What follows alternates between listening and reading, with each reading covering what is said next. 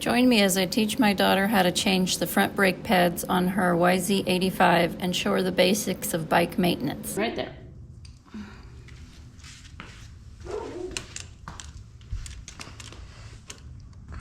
Which way? Lefty-loosey. Is it already loose?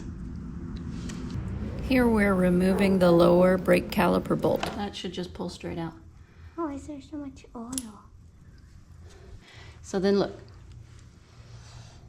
It pulls up and out of the way like that. And then here's your brake pads. Okay, so here's the brake pads we got. From right there. Hold that up out of the way. Yeah, I'd say these needed replaced.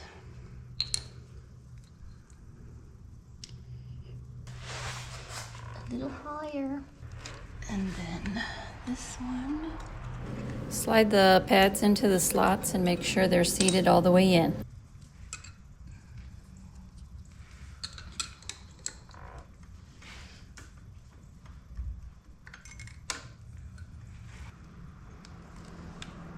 Might not fit over there. Oh, there's so much oil. Give the pistons a little push so the caliper fits over the new pads nice and easy. Here it goes, Jessica. It's going.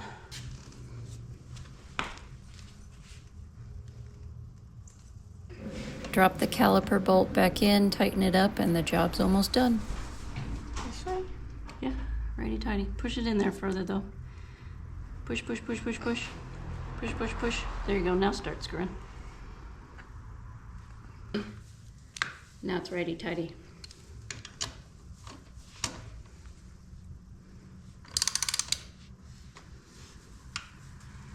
Is it going easy or hard? Hard. Let me try. You can use a little bit of blue Loctite or medium thread locker on the caliper bolt. Okay. While you've got the tool in your hand, give the other bolts a quick check to make sure nothing's loose. Okay, everything else. Pump on the brakes a little bit so we know we have some.